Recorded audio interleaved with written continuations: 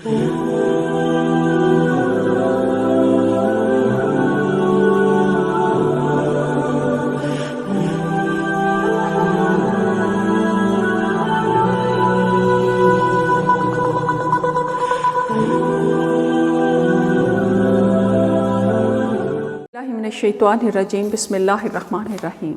ला इलाहा इल्लल्लाहु वहदहु ला शरीका लहु अल्लाहु अकबर कबीरा वल्हम्दुलिल्लाहि कसीरा सुब्हानल्लाहि रब्बिल आलमीन ला हौला वला कुव्वता इल्ला बिल्लाहिल अज़ीज़िल हकीम। सुब्हानल्लाहि व बिहम्दिही अदाद खल्क़िही व रिज़ा नफ्सिही व ज़ीनता अर्शिही व मिदाद कलिमातिही।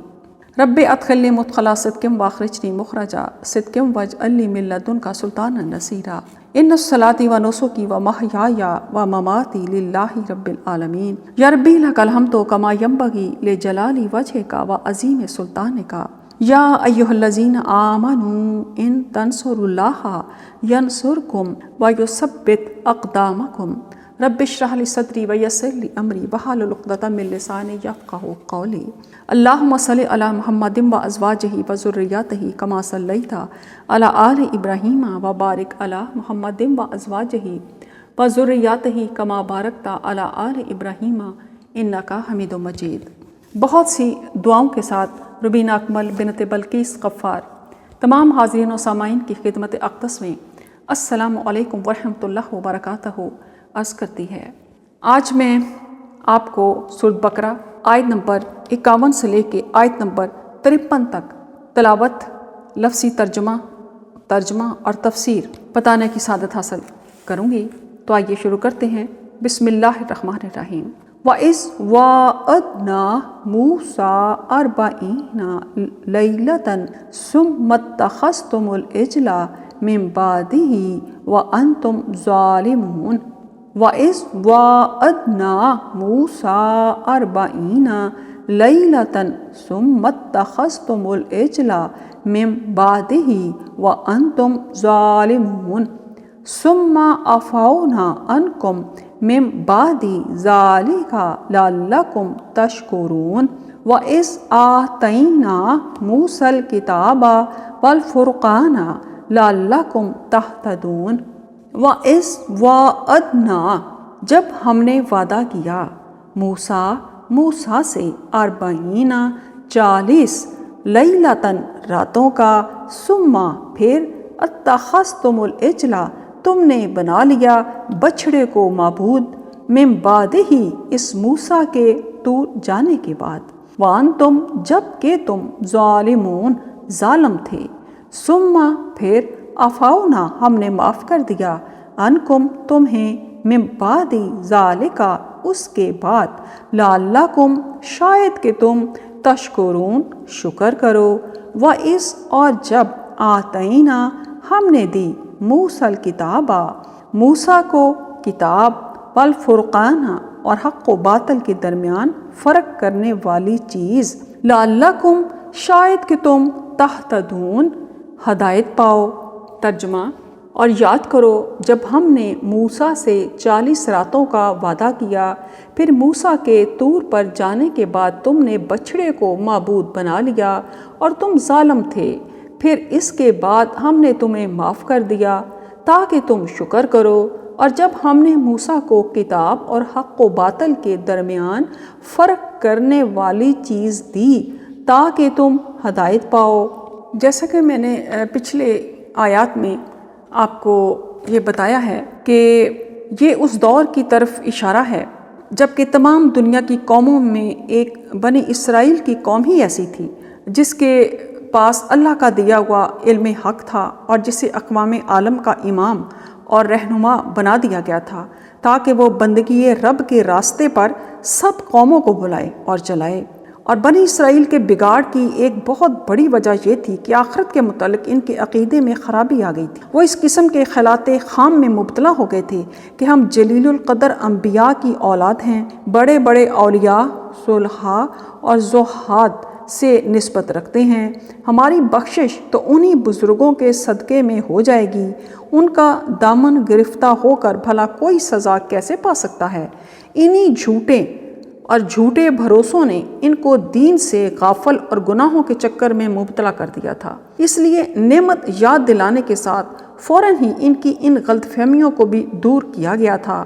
اللہ تعالیٰ ان پر انعامات بھی کرتا ہے اور آزمائشیں بھی دیتا ہے۔ انعامات اس لیے کرتا ہے کہ وہ شکر گزار ہوں، کیونکہ ان کو عزت دی گئی، وہ اہل علم تھے اور ان سے یہ توقع کی گئی کہ وہ تمام دنیا کی باقی قوموں کو بھی اللہ تعالیٰ کے احکامات پہنچائیں اور اللہ کا نظام پوری دنیا میں نافذ کریں، یعنی حاکمیت اعلیٰ اللہ تعالیٰ کی ذات ہو، اور جو بھی توریت میں احکام ان کو دیے گئے تھے وہ احکامات پوری ایمانداری کے ساتھ لوگوں تک پہنچائیں اور زمین پر انصاف قائم کریں۔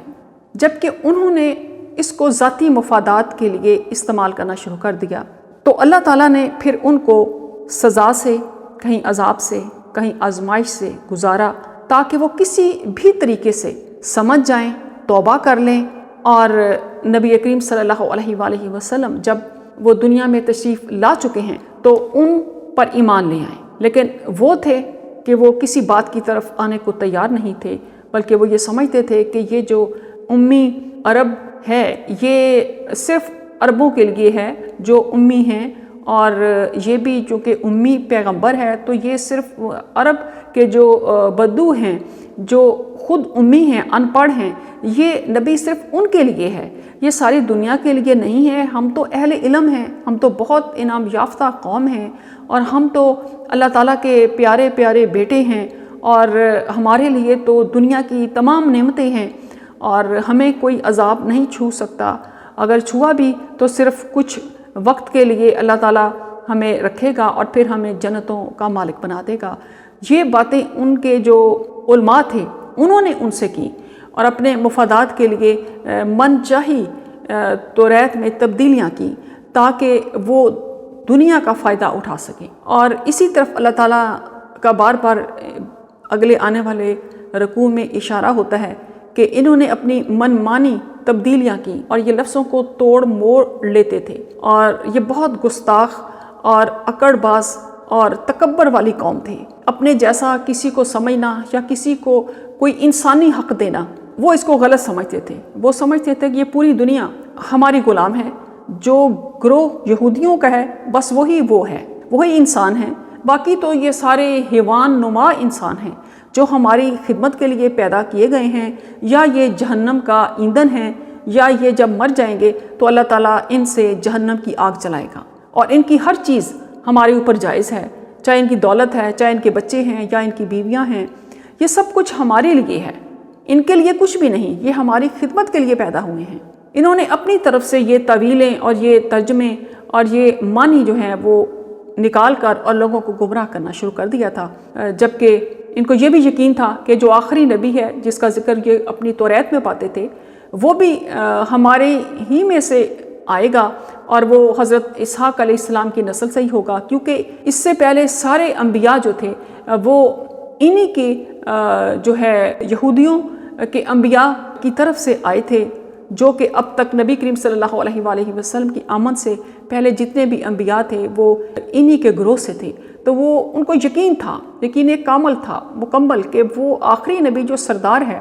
جس کا ذکر توریت میں، انجیل میں بہت زیادہ ہے، زبور میں بہت زیادہ ہے، اور وہ اس کے وسیلے سے دعائیں مانگا کرتے تھے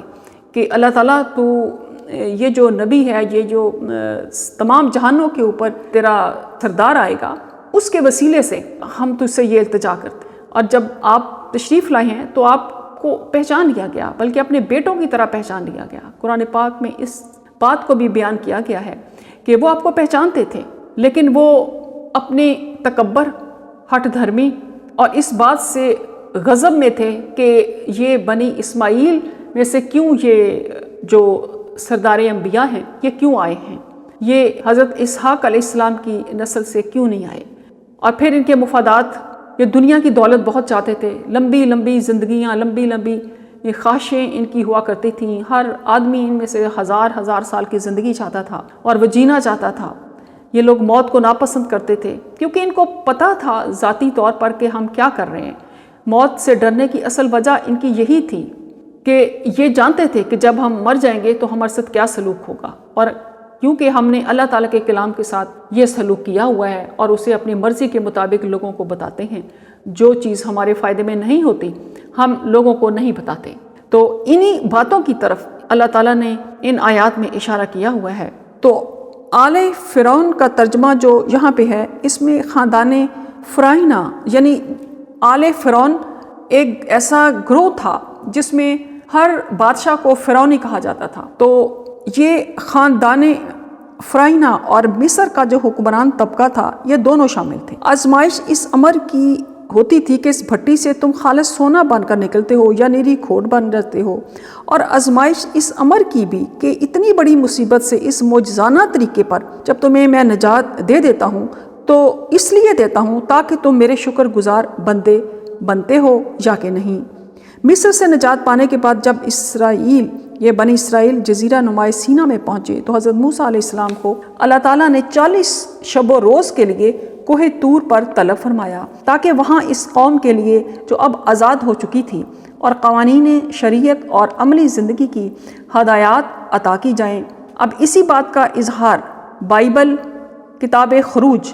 باب نمبر 24 سے لے کے باب نمبر 31 تک کیا گیا ہے۔ گائے اور بیل کی پرستش کا جو مرض تھا بنی اسرائیل کی ہمسایہ اقوام میں ہر طرف پھیلا ہوا تھا۔ مصر اور کنعان میں اس کا عام رواج تھا۔ حضرت یوسف علیہ السلام کے بعد بنی اسرائیل جب ان حالات میں مبتلا ہوئے اور رفتہ رفتہ قبطیوں کے غلام بن گئے تو انہوں نے من جملہ اور امراض کے ایک یہ مرض بھی اپنے حکمرانوں سے لے لیا تھا کہ بچھڑے کی پرستش کا یہ واقعہ تفصیلاً بائبل کتاب خروج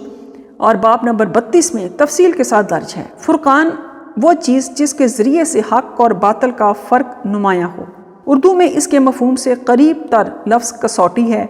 یہاں فرقان سے مراد دین کا وہ علم اور فہم ہے جس سے آدمی حق اور باطل میں تمیز کرتا ہے۔ یعنی اپنے ان آدمیوں کو قتل کرو جنہوں نے گوسالے کو معبود بنایا اور اس کی پرستش کی۔ اللہ تعالیٰ نے جب سیدنا موسیٰ علیہ السلام کو جزیرہ نما سینا کے ایک پہاڑ کی چوٹی کوہ طور پر طلب کیا تو اس کا مقصد میں آپ کو پہلے بتا چکی ہوں کہ ایک فرقان، ایک حق اور باطل میں تمیز کرنے والی کتاب کو دینا تھا، کیونکہ اب وہ اس قابل ہو گئے تھے کہ فرعون کے ظلموں سے نجات پانے کے بعد وہ باہر نکل آئے تھے اور اب ان کو شریعت کے مطابق زندگی گزارنے کے لیے اللہ تعالیٰ نے ان کے نبی کو کوہ طور پر بلایا اور ان کو یہ بتانے کے لیے کہ دستور زندگی کیا ہونے چاہیے۔ یہ بھی اللہ تعالیٰ کا احسان ہوا کہ اللہ تعالیٰ نے ان کے بارے میں یہ سوچا کہ ان کو یہ بتایا جائے کہ یہ کس طرح اپنی دنیا اور آخرت کو اعلیٰ کر سکتے ہیں۔ تو یہی اسی کا ذکر جو توریت کے 10 احکام جو قرآن پاک میں بھی بیان کیے گئے ہیں، اس میں اس بات کو واضح کیا گیا ہے کہ اللہ تعالیٰ کو کیا پسند ہے اور کیا پسند نہیں ہے، اور اس میں اس بات کو بھی بتایا گیا ہے کہ کیا جائز اور کیا ناجائز ہے، اور مومن اور کافر میں تمیز کرنا اور حق اور ناحق میں امتیاز کرنا بھی وہ کتاب فرقان جسے تورات کہا جاتا ہے یہودیوں کو دی تاکہ وہ اس کے مطابق زندگی گزاریں۔ قرآن پاک میں اس کا ذکر اس طرح آتا ہے، سورہ بنی اسرائیل پارہ نمبر 15 آیت نمبر 2، بسم اللہ الرحمن الرحیم وَآتَيْنَا مُوسَى الْكِتَابَ وَجَعَلْنَاهُ هُدًى لِبَنِي إِسْرَائِيلَ أَلَّا تَتَّخِذُوا مِن دُونِي وَكِيلًا، اور ہم نے موسیٰ کو کتاب تورات دی اور ہم نے اسے بنی اسرائیل کے لیے ہدایت بنایا اور انہیں حکم دیا کہ تم میرے سوا کسی کو کارساز نہ ٹھہراؤ۔ اللہ تعالیٰ نے اسی مضمون کو سورۃ مائدہ پارہ نمبر 6 اور آیت نمبر 44 میں فرمایا ہے۔ یہ مضمون آیت نمبر 43 اور 44 میں اس طرح بیان کیا گیا ہے سورۃ مائدہ، اور وہ کیسے آپ سے فیصلے کرواتے ہیں جبکہ ان کے پاس تورات موجود ہے جس میں اللہ کا حکم ہے، پھر وہ اس حکم سے منہ موڑتے ہیں اور وہ ایمان لانے والے نہیں۔ بے شک ہم نے تورات نازل کی، اس میں ہدایت اور روشنی ہے۔ انبیاء جو اللہ کی اطاعت کرنے والے تھے اس کے مطابق یہودیوں کے فیصلے کرتے تھے اور اللہ والے اور علماء فیصلے کرتے تھے، اس لیے کہ وہ اللہ کی کتاب کے نگران بنائے گئے تھے اور وہ اس پر گواہ تھے۔ آیت نمبر 45 سورۃ مائدہ میں فرمایا گیا، اور ہم نے تورات میں ان کے لیے لکھ دیا تھا کہ بے شک جان کے بدلے جان ہے، اور آنکھ کے بدلے آنکھ ہے، اور ناک کے بدلے ناک، اور کان کے بدلے کان، اور دانت کے بدلے دانت، اور تمام زخموں کا قصاص ہے۔ پھر جو شخص اسے معاف کر دے تو وہ اس کے لیے کفارہ ہے، اور جو لوگ اللہ کے نازل کیے ہوئے کے مطابق فیصلے نہ کریں وہی ظالم ہیں۔ سورہ انعام پارہ نمبر 7 میں فرمایا گیا، آیت نمبر 91، اور انہوں نے اللہ کی قدر نہیں کی جس طرح اس کی قدر کرنے کا حق ہے۔ جس وقت انہوں نے کہا اللہ نے کسی بشر پر کوئی چیز نازل نہیں کی، کہہ دیجئے پھر وہ کتاب کس نے نازل کی تھی جسے موسیٰ لائے تھے، جو تمام انسانوں کے لیے روشنی اور ہدایت تھی، جسے تم متفرق اوراق میں نقل کرتے ہو، ان میں سے کچھ تم ظاہر کرتے ہو اور بہت کچھ چھپا لیتے ہو۔ اس کتاب کے ذریعے سے تمہیں وہ علم دیا گیا تھا جو نہ تمہیں حاصل تھا اور نہ تمہارے باپ دادا کو۔ سورہ نمبر 7 سورہ اعراف پارہ نمبر 9 آیت نمبر 165 اور 166 میں فرمایا گیا، پھر جب انہوں نے وہ باتیں بھلا دیں جن کی انہیں نصیحت کی گئی تھی تو ہم نے ان لوگوں کو نجات دی جو برے کام سے روکتے تھے، اور ہم نے ان لوگوں کو بدترین عذاب کے ساتھ پکڑ لیا جنہوں نے زیادتی کی تھی، اس لیے کہ وہ نافرمانی کرتے تھے۔ پھر جب انہوں نے اس معاملے میں سرکشی کی جس سے انہیں روکا گیا تھا تو ہم نے ان سے کہا ہو جاؤ بندر ذلیل۔ اللہ تعالیٰ نے تورات حضرت موسیٰ علیہ السلام پر نازل کی، اور اس میں ہدایت اور رہنمائی تھی، روشنی تھی، تمام انسانوں کے لیے حقوق تھے، کیونکہ اللہ تعالیٰ نے ان کو تمام اقوام پر فضیلت دی تھی، لیکن انہوں نے اللہ تعالیٰ کی قدر نہیں کی، اس کی اس نعمت کی قدر نہیں کی۔ اور اللہ تعالیٰ کا ہمیشہ سے یہ دستور رہا ہے کہ جب اس کی نعمتوں کی ناقدری کی جاتی ہے تو اللہ تعالیٰ وہ نعمتیں اس قوم کی طرف لے جاتا ہے جو اس کا قدر کرتی ہیں اور اس کو اس طرح استعمال کرتی ہیں جیسے اللہ تعالیٰ چاہتا ہے۔ صدق اللہ العظیم۔ اللہم صل علی محمد وعلی آل محمد کما صلیت علی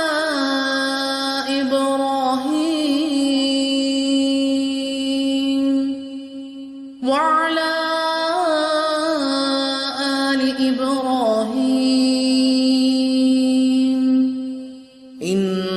إنك حميد مجيد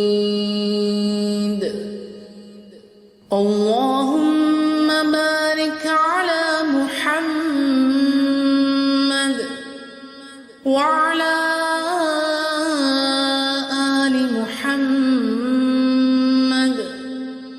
كما باركت على